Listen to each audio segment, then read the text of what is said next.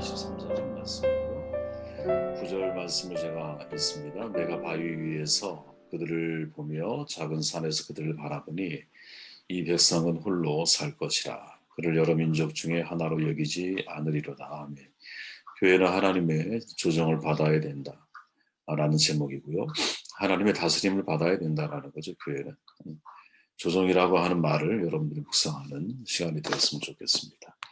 우리가 민수기 22장부터 24장까지 모아방 발락과 주술사 발람을 중심으로 이야기가 전개된다 그랬죠. 어떻게 주술사에 관한 이야기를 3장에 걸쳐서 빽빽하게 내용을 채우고 있을까? 그만큼 중요하다는 겁니다. 이게 왜 우리에게 중요할까? 신앙의 매우 중요한 문제들을 우리에게 제기하기 때문이죠. 이스라엘을 몰아내기 원하는 모아방 발락, 또 발락을 통해서 이스라엘의 저주를 요구하는 주술사 발람. 발락은 십볼의 아들이자 모압의 왕으로 이름은 짓밟는 자라는 뜻이에요. 짓밟다 이런 뜻이고, 발람이라고 하는 이름은 탄릭자, 백성을 파멸시키는 자 이런 뜻을 가지고 있어요. 그 둘의 이름을 합쳐보면 짓밟고 파멸시키는 사람이죠. 썩 좋은 이름은 아니라고 봐요. 발락은 자신의 힘을 이용해서 잠재적 위험성을 가지고 있다고 판단되는 그 이스라엘을 마음대로 다루기를 원하죠. 또 주술사 발람은 자신의 능력을 동원해서 사실은 자신의 물질적인 욕망을 채우려고 하죠. 그들의 공통점이 있다면 스스로 모든 것을 조정할 수 있다고 이 사람들은 생각을 한다라는 거예요. 그죠? 내용을 쭉 읽어보면, 야, 이스라엘 내가 다스릴 수 있겠구나. 또 주술적인 능력을 가지고 있는 발람 같은 경우는 내가 어떤 신적인 권세라 할지라도 내가 그들을 다스릴 수 있다. 이런 생각과 의도를 이들이 가지고 있다라는 거죠. 그런데 중요한 것은 그들 사이에서 벌어지고 있는 하나님의 행하심이 눈에 띈다라는 거예요. 발락의 네 번의 신탁, 또 발람의 네 번의 예언, 그 과정에서 우리가 얻을 수 있는 교훈이 뭘까? 이 질문에서부터 말씀 묵상을 시작을 하는데, 본문이 좀 길지만 눈으로 한번 따라와 보십시오. 민수기 22장입니다. 4절로 6절의 내용을 보면, 미디안 장로들에게 이르되 이제 이 무리가 소가 밭에 풀을 뜯어먹은 같이 우리 사방에 있는 것을 다 뜯어먹으리로다 하니, 그때 십볼의 아들 발락이 모압 왕이었어요. 그가 사신이 부올의 아들 발람의 고향이 강가 부돌에 보내어 발람을 부르게 했죠. 한민족이 애굽에서 나왔는데 그들이 지면에 덮여서 우리 맞은편에 거주했고 우리보다 강하다. 이렇게 표현하는 겁니다. 지금 청하건대 와서 나를 위해 이 백성을 저주해라. 내가 그들을 쳐서 이겨 이 땅에서 몰아내리라. 그대가 복을 비는 자는 복을 받고 저주하는 자는 저주를 받을 줄을 내가 알미니라. 아멘. 발락, 이 모압 왕은 지금 힘으로 자기의 권력으로 이스라엘을 다룰 수 있다고 생각을 하는 거죠. 그죠? 발락은 이스라엘을 아마도 잠재적인 위험성을 가진 국가로 판단을 한 것 같아요. 그 땅에 이스라엘을 몰아내기를 희망을 합니다. 근데 중요한 것은 뭐냐? 이스라엘과 모압은 원래 같은 아브라함의 후손이라는 거예요. 창세기 19장에 보면 아브라함의 조카 롯이 있잖아요. 소돔과 고모라 탈출한 이후에 두 딸이 아버지와 동침해서 아이를 낳잖아요. 그때 첫째 딸이 낳은 아이가 모압이죠. 모압 자손의 조상이 돼요. 결국 모압은 아브라함과 같은 핏줄이거든요. 그래서 이 가나안을 향해서 이스라엘 백성들이 진격을 할 때 신명기에 보면 여호와께서 이렇게 말해 하나님이 모세에게 내게 이르시되 모압을 괴롭히지 말아라. 그와 싸우지도 말아라. 그 땅을 내가 내게 기업으로 주지 아니했어. 이는 내가 롯 자손에게 아르를 기업으로 주었기 때문이야. 이렇게 말씀하거든요. 그러니까 하나님은 모압 땅을 롯 자손에게 기업으로 주셨다라고 말씀하면서 전쟁 금지를 선언했어요. 이미 모세에게. 그러니까 당연히 이스라엘 사람들은 모압과 싸울 의사가 없는 거야. 왜? 그들은 어차피 한 핏줄이잖아요. 그러나 정반대편에 있는 모압 사람들은 이스라엘 사람들을 환영하지 않죠. 지금 발락을 통해서 우리가 확인하듯이 암몬처럼 이스라엘들은 적대감을 드러내고 주술사를 동원해서라도 이스라엘을 저주하고 전쟁의 결과를 미리 알려고 하죠. 그러나 그 결과는 이 발락, 모압왕 발락의 의도대로 진행이 되지 않는다라는 거죠. 우리가 성경을 읽을 때 이 발락이 발람을 데려가는 장소가 여러분 한 세 군데 정도로 연속해서 나오거든요.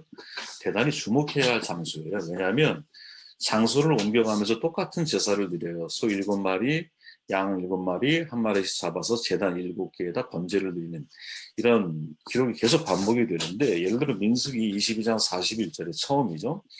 아침에 발락이 발람과 함께 하고 그를 인도하여 바알의 산당에 오르매 발람이 거기서 이스라엘 백성이 진 끝까지 보았다. 이렇게 말하죠. 첫째로 발락은 바알의 산당에서 이스라엘 백성 전체를 볼 수 있는 장소에서 발람에게 신탁을 요구해요. 무슨 말이냐면 이스라엘을 상대로 해서 완벽한 승리를 내가 하고 싶다라는 거야. 그래서 백그라운드 바알 산당에서 바알 신이 보는 앞에서 이 발람이 이스라엘을 저주하면 그 일이 가능할 거라고 지금 발락은 믿고 있다는 거예요. 그리고 민수기 23장에 보면 발락이 말하되 나와 함께 그들을 달리 볼 곳으로 가자. 장소를 옮기는 거야 지금. 그러니까 발람이 저주를 해야 하는데 축복을 하니까 발락이라고 하는 왕이 이 발람을 데리고 다른 장소로 이동을 하는 거야.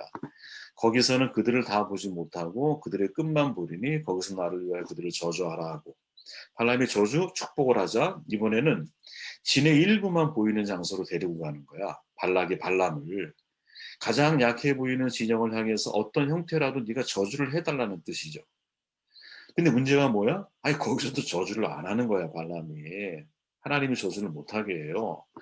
그러니까 또 마지막에 어떻게 하느냐 28절에 보니까 발락이 발람을 인도하여 광야가 내려다 보이는 부월산 꼭대기에 이르니 마지막 장소로 이동을 시키는데 이 부월산은 어디냐면 이스라엘 군대가 보이지 않는 장소로 이동을 시킨 거야 발람을. 똑같이 제사를 드려요. 근데 보여도 아주 그냥 미미하게 아주 뭐랄까요 작은 보이지 않거나 볼 수 없는 장소로다가 발람을 데리고 가요. 더 똑같이 거기서 제사를 드려. 그런데도 역시 발람이 저주를 못해. 왜 하나님이 하지 말라고 말을 해요. 발람이 왜 그 장소로다가 발락이 발람을 데리고 갔느냐. 지금 발락 왕이 판단할 때 이 발람이라고 하는 주술사가 숫자를 보고 사이즈를 보고 겁을 먹고 있는 게 아닌가 이런 생각을 가지고 있는 거야 지금 발락이. 그래서 장소를 옮겨서 더 적은 숫자 나중에 안 보이는 장소로 옮겨가지고 저주를 하라 이렇게 이야기를 하는 거죠. 그런데 그럼에도 불구하고 발람은 이스라엘을 저주하지 못해요. 모압 왕의 모든 계획은 다 수포로 돌아가죠. 그죠? 생각해 보십시오. 발락의 장소를 이동해서 제단에서 제물을 드리고 제물도 똑같이 드리잖아요. 그죠? 번제단 만들고 소, 양 해가지고 번제를 드리잖아. 발람에게 저주를 요구한 이유가 뭐냐? 합쳐보면 신학자들은 두 가지 의견을 가지고 있어요. 하나는 뭐냐? 발락이 믿고 있는 신들은 장소와 여건, 시기에 따라서 행사하는 능력의 크기와 방식이 다 다르다고 생각하고 있기 때문이야.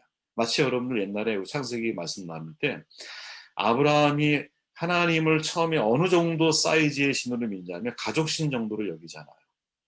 그러나 두 번째 같은 경험, 아비멜렉 왕을 만나고 나서 그들을 지배하고 있는 하나님을, 그들에게 영향력을 행사하는 하나님을 목격하면서 이제 열방의 하나님으로 인식을 하게 되지. 하나님이 모든 세상을 다 다스리는 분으로 받아들이게 돼요.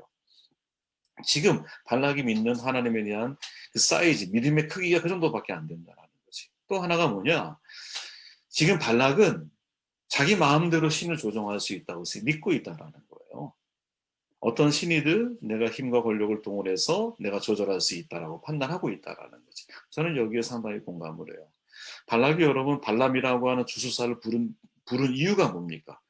복채를 많이 줘서 고관 대신을 다 동원해서라도 그 사람을 동원한 이유가 뭐냐? 힘이나 권력이 있으면 신도 내가 움직일 수 있다고 생각을 하는 거지. 이게 신앙의 사유화 현상이거든요. 그죠?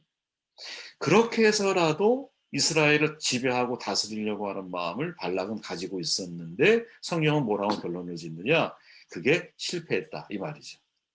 그죠? 이게 발락이 우리에게 전해주는 중요한 메시지가 아닌가 하는 생각이 들어요. 4절 말씀을 한번 읽을게요. 하나님이 발람에게 임하시는지라 발람이 아뢰되 내가 7 제단을 쌓고 각 제단에 숫송아지와 숫양을 드렸나이다. 발람에 대한 이야기야. 신탁으로 하나님을 조정할 수 없다라는 거지. 발람은 조정에 실패한다라는 거예요. 하나님을 만나서 하나님 임재하셨어요. 자신이 바친 성대한 제사와 제물에 대해서 발람이 언급을 하는 거예요. 왜 이 언급을 하고 있느냐? 되게 웃긴 거예요, 사실은 이 내용이 여러분. 7 제단을 쌓고 각 제단에서 숫송아지와 수양을 드렸나이다라고 누구한테 말하냐면 하나님께 발람에게 말하고 있다라는 거예요. 이거 되게 웃긴 장면 아니에요, 여러분? 내가 신을 만났는데 절대 신을 만났어요, 예를 들어서. 근데 내가 바친 게 이겁니다라고 이야기를 하고 있어요. 이거는 되게 우스운 상황이거든요, 여러분. 가만히 생각해 보세요. 뭘 말하려고 하는 걸까? 내 정성을 알아달라는 거지. 그죠? 내가 최선을 다해 지금 제물과 제사를 드렸어. 이 말이야. 그럼 왜 이 말을 하고 있을까? 이스라엘에 대해서 저주의 예언을 해달라는 거죠. 내가 그 저주를 할 수 있도록 나를 도와달라는 거지. 실은 이게 발람이 이게 인간이 가지고 있는 모습이 아닌가 하는 생각이 들어요. 근데 하나님이 뭐라 그래요? 안 돼. 축복을 해야 돼. 이렇게 말을 해요. 발람은 발락에게 하나님이 축복하시는 백성을 저주할 수 없다라고 선언을 해요. 그들은 강한 민족이라고 말을 해요. 발락이 화가 나죠. 그러니까 산을 옮겨 데리고 가. 산 꼭대기로 올라가서 거기서 또 다시 여러분 아까 우리가 반복했던 내용이 있잖아요. 제사를 드리게 하고 거기서 또 저주를 할 수 있도록 발람이 발락에게 요구를 해. 근데 옮기는 곳마다 발람은 사실은 제사를 드리고 본인이 이제 하나님을 예배하든 바알을 예배했든 본인이 목적했던 것은 뭐냐? 그 하나님이 나에게 임재하셨을 때 내가 원하는 것을 허락해 주기를 기대하는 마음으로 발람은 사실은 제사를 드리고 있는 거지. 그죠? 나라 하여금 저주를 예언할 수 있도록 도와달라는 거예요. 여러분 여기서 되게 재밌는 장면이에요. 발람이 제사를 드리는 장면이 1절에 나오잖아요. 이곳에다가 제단 7곳을 만들어 주시기를 바랍니다. 라고 왕에게 요청을 해. 이곳이 어디냐면 바알 산당을 가리켜요. 지금 여기가. 바알을 섬기는 제단이라는 거야. 그 제단이 만들어지자 7개의 제단 위에 각각 소, 양을 한 마리씩 불에 태워서 번제로 섬기는 신에게 제물로 바쳐요. 근데 중요한 건 여러분, 지금 이 장면은요, 바알 산당에서 바알 신을 섬기는 제사법이 아니거든요. 이거 되게 재밌는 장면이에요. 열왕기상 18장 28절에 보면 엘리야와 바알 신 제사장들과 싸움이 나오잖아요. 거기 내용이 보면 이렇게 나와요. 성경에. 이에 그들이 큰 소리로 부르고 그들의 규례를 따라 피가 흐르기까지 칼바창으로 그들의 몸을 상하게 하더라. 이같이 하여 정오가 지났고 그들이 미친 듯이 떠들어 저녁 소재 드릴 때까지 이르렀으나 아무 소리도 없고 응답하는 자나 돌아보는 자가 아무도 없더라. 이게 바알의 제사법이거든. 사실은. 겉으로 볼 때는 생각해 보세요. 번제로 드리니까 소도 드리고 양도 드리니까 우리가 겉으로 볼 때는 마치 하나님을 섬기는 제사법 같기도 하고 그것이 바알 신당에서 진행이 되고 있기 때문에 바알의 제사법 같기도 하지만 사실은 어디에도 속하지 않은 거지. 이것도 아니고 저것도 아닌 거예요. 그러니까 진짜처럼 보이지만 진짜가 아닌 것. 이걸 뭐라 그래요, 여러분? 이거 사입이라 그러는 거예요. 이걸 유사 종교라고 그러는 거예요. 지금 발람이 가지고 있는 신앙의 본질은 바알을 제대로 섬기고 있는 사람이냐? 이것도 아닌 거예요. 그렇다면 하나님의 제사법에 대해 정확하게 알고 있는 사람이냐? 그것도 아니에요. 바알 산당에서 하나님의 제사법을 드리는 것처럼 보이지만 7마리를 완벽한 내가 제사를 드리려고 한다라는 거 아니야. 사람으로서. 흉내는 그렇게 내고 있지만 실은 하나님이 가르치신 제사법도 아니고 바알 제사법도 아니라는 거예요. 이것도 저것도 아니에요. 네? 이게 진짜 사입인 거예요, 여러분. 안에 들어가 보면 겉모습은 기독교 같은데 진짜 전혀 그 속에 하나님과 상관이 없는 방법으로. 저는 그런 말씀 드려요. 전에 얘기할 때 여러분 예배법은 신이 우리한테 가르쳐 주는 게 맞는 거예요. 우리가 어떻게 하나님이 살아계신다라고 말하면 우리가 예배 방법을 결정해서 하나님 앞에 나아갈 수 있겠어. 신이 우리에게 나오는 방법을 알려줘야 되는 게 맞는 거지. 그러니까 정리해 보면 이런 거예요, 여러분. 발락은 어떻게든 발람을 조성해서 저주의 신탁을 끌어내려고 하는데 또 발람도 역시 바알 산당에서 자기만의 제사를 드리면서 임재하신 하나님을 마음대로 조정을 해보려고 하는 거야. 왜? 나는 저주를 원해. 하나님은 축복을 나한테 주라 그래. 근데 나는 끊임없이 제사를 드리면서 무엇? 저주를 하기는 원하는 거야. 왜? 돈으로 그걸 내가 받고 있잖아. 매수를 내가 당했잖아. 그런데 하나님은 거기에 조정당하지 않으신다라는 거죠. 되게 중요한 교훈을 우리가 얻게 되죠. 발람은 자기가 섬기고 있는 신을 자기의 마음과 자기의 뜻대로 조정하려고 하지만 하나님은 절대로 거기에 조정당하는 분이 아니시다. 어떻게 피조물이 창조자 하나님을 조정할 수 있겠어요? 만약에 피조물인 인간에 의해서 조정당하는 신이라면 그 사람이 만든 신일 확률이 대단히 높은 거예요, 여러분. 인간의 타락한 욕망이 신을 부리려고 하잖아요. 그죠? 그리고 자신의 욕망을 채우기 위해서 만들어낸 게 신이야. 그게 우상의 본질이야. 내가 만든 신이기 때문에 그 신을 내 마음대로 조정할 수 있다고 생각하는 사람들이 이단 교주들인 거예요. 그래서 진짜 우리가 하나님을 믿고 있는, 그러니까 창조자 하나님을 믿는 사람인가? 아니면 내가 만든 하나님을 믿고 있는 사람인가를 구별하는 가장 중요한 기준은 그 하나님을 마법의 지니처럼, 램프 속의 지니처럼 내가 필요할 때 불러서 나의 요구들을 들어주는 하나님으로 내가 반응하고 있는지, 그분을 대하고 있는지, 아니면 그분이 나에게 무엇을 명령하시고 말씀하시든 그 말씀에 순종하려고 하는 삶의 태도를 내가 가지고 있는지, 이거에 의해서 나의 신앙의 주도권이 아주 정확하게 분별이 되는 거예요. 8절 말씀을 읽고 말씀을 정리할게요. 하나님이 저주하지 않으신 자를 내가 어찌 저주하며 여호와께서 꾸짖지 않으신 자를 내가 어찌 꾸짖으랴. 내가 바위 위에서 그들을 보며 작은 산에서 그들을 바라보니 이 백성은 홀로 살 것이라. 그를 여러 민족 중에 하나로 여기지 않으리라. 아멘. 교회는 당연히 하나님의 조정을 받아야 한다라는 거죠. 하나님의 축복 중에서요. 3번, 4번을 축복하잖아요. 근데 그 축복 중에서 가장 눈여겨보아야 할 표현이 뭐냐? 그게 9절이에요. 내가 바위 위에서 그들을 보며 작은 산에서 그들을 바라보니 이 백성은 홀로 살 것이라. 그를 여러 민족 중에 하나로 여기지 않으리로다. 백성이 홀로 살 것이라. 이 말씀의 진의가 뭐냐면 히브리인 한 명만으로도 모압 군대 전부를 상대하다가 이길 수 있다라는 뜻을 담고 있어요. 지금 이게. 해석을 들어가 보면 그러니까 세상의 왕국들은 전쟁을 위해서 뭐가 필요해요? 군사력이 필요해요. 근데 이스라엘 사람들은 군사력이 필요한 게 아니라 하나님이 함께 하고 계시는가의 여부가 가장 중요하다라는 거예요. 그러니까 이 백성은 홀로 살 것이라. 이 홀로라는 말은 이스라엘의 주인이 사람이 아니라 하나님이고 이스라엘이 하나님의 통치와 지배를 받고 있다라고 하는 것을 발락에게 이야기하고 있는 거예요. 다시 말하면 하나님 앞에 서 있는 단독자라는 거지. 그 단독자가 이스라엘이라는 거지.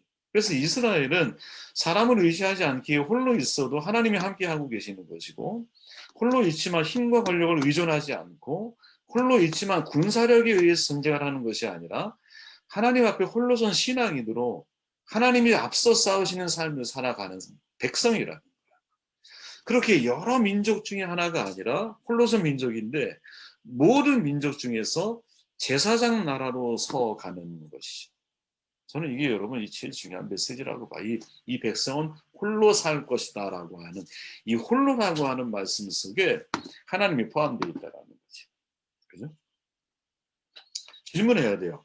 하나님을 내 소유로 삼아야 되나? 아니면 내가 하나님의 소유가 될 것인가? 내가 하나님을 조종하고 있는가? 아니면 내가 하나님의 조종을 받고 있는가? 그죠? 후자를 선택해야 하는 그게 신앙이라는 거죠, 여러분. 여러분 언약궤를 블레셋에게 뺏길 때의 상황이 언제입니까? 그 언약궤 블레셋과 전쟁에서 실패하잖아 이스라엘 백성이. 그들이 말을 하죠. 언약궤를 가지고 가면 우리가 반드시 승리할 거야. 그리고 언약궤를 가지고 와. 근데 정작 언약궤를 뺏겨. 그러니까 언약궤가 언제 블레셋 사람들의 손에 넘어가느냐? 사유화되었었을 때. 이게 기독교의 제일 무서운 병입니다. 하나님의 사유화 현상. 내가 결정해놓고 하나님이 해달라는 거야. 그죠? 내가 결정해놓고 하나님 일을 해주세요. 이런 말인 거죠. 선결정 후통보인 거예요. 말로는 내가 하나님의 뜻을 구한다고 말을 하는데 실은 내 마음대로 인생을 다 살아놓고 그죠? 이게 마치 하나님의 뜻이라고 자꾸 거기에 내가 이렇게 합리화시키려고 하는 신앙의 모습. 이 100% 인본주의적인 신앙이거든요. 하나님이 주인이 아니라 인간이 주인이 되면 이런 현상이 나타나요. 소원은 나에게 있고 소원을 이루는 것은 하나님이 한다라는 거예요. 바뀌어야 되거든요. 여러분 언약궤를 뺏길 때의 사무엘상 4장의 내용을 보면 성경이 이렇게 말해요. 눈으로 한번 읽어보세요. 이겁니다. 여기에 그것으로 우리를 원수들의 손에서 구원하게 하자. 자 보세요. 구원하게 하자. 이 말을 잘 들어보세요. 잘 묵상해 보세요, 여러분. 구원은 누가 합니까? 하나님이 하시죠. 무슨 말이에요? 인간이 하나님의 구원하심을 결정을 하려고 하는 거라는 거지. 다시 말해 지금 이 언약궤를 뺏기는 과정 속에서 이 이스라엘 사람들이 가지고 있던 마음의 심리는 뭐냐? 전쟁 앞에서 언약궤를 가지고 오면 하나님이 나를 구원하실 거야. 하나님이 우리로 하여금 구원하게 하도록 하자. 내가 하나님을 조정하려고 하고 있다는 거지. 나의 안전을 위해서 하나님을 이용하려고 하는 것이죠. 절대로 여러분 이런 현상은 우리 가운데 나타나면 안 된다고 봐요. 왜? 교회의 머리는 여러분 예수님이잖아요. 그죠? 바울이 말하잖아요. 만물을 그의 발 아래 복종하게 하시고 그를 만물 위에 교회의 머리로 삼으셨다. 아멘. 몸은 머리의 지시와 통제를 당연히 받아야 돼요. 그죠? 머리와 다르게 행동하는 사람을 장애인이라 그러는 거예요. 내 머리는 이렇게 오른쪽으로 가라 그래. 나는 왼쪽으로 가. 그건 장애인이에요. 내가 병들면 에이리언 증후군이라고 그러잖아. 좌뇌 우뇌가 끊어졌어. 연결하는 뇌량인가 이게 끊어졌어. 그러면 왼손으로 물건을 담고 오른손으로 물건을 버려. 그죠? 뇌도 그런 문제가 있을 수 있거든요. 근데 이보다 더 중요한 거는 모든 몸의 지체들은 머리를 통해서 지배를 받고 지시를 받고 머리를 통해서 온전해진다라는 거지. 더 중요한 거 바울이 골로새 2장 19절에 보니까 온몸이 머리로 말미암아 마디와 힘줄로 공급함을 받고 연합해서 하나님이 자라게 하심으로 자란느니라. 아멘. 여러분 우리가 진짜 잘하는 것은요. 내 신앙이 정말 성장하는 것은 밥을 잘 먹고 사는 거 중요해. 교제 열심히 하는 것도 중요해. 근데 이보다 훨씬 더 중요한 거는 내가 하나님의 지배를 받기 시작할 때 잘하는 거예요. 내 신앙. 여러분들의 신앙이. 우리의 신앙이 왜 안 자라느냐. 내가 하나님의 말씀에 대한 조정을 내가 받지 않고 있기 때문에 내가 안 자라는 거지. 신기한 건 몸은요. 머리를 통해서 자란다라는 거야. 몸이. 그러니까 머리와 단절되어져 있으면 내 몸 어떤 지체에 내가 속해 있다 할지라도 나는 자라지는 못하는 거지. 자라지는 못해요. 말씀을 정돈해 볼게요, 여러분. 발락과 발람 이 두 사람을 보면서 한 사람이 이스라엘을 다스리려고 하고 한 사람은 하나님을 조종하려고 하는 모습을 보면서 그 사이에서 하나님이 이스라엘이 모르게 이 상황이 움직이고 있는 거잖아 지금. 근데 하나님이 그들 가운데 역사하시면서 신기하죠. 발락으로 하여금 힘으로 하나님을 조종할 수 없고 이스라엘 백성을 다스릴 수 없다라는 걸 보여주고 계시고 발람을 통해서는 하나님은 조종당하는 분이 아니라는 사실을 알게 하세요. 교회는 뭐냐? 교회는 하나님의 다스림을 받아야 되는 거죠. 저와 여러분들의 신앙이 성장하려면 정말 우리가 잘하려면 머리이신 주님께 내가 붙어 있어야 될 뿐 아니라 하나님의 조종을 받기 시작할 때 우리의 신앙이 자랄 수 있다라는 것을 기억하는 이런 축복이 있기를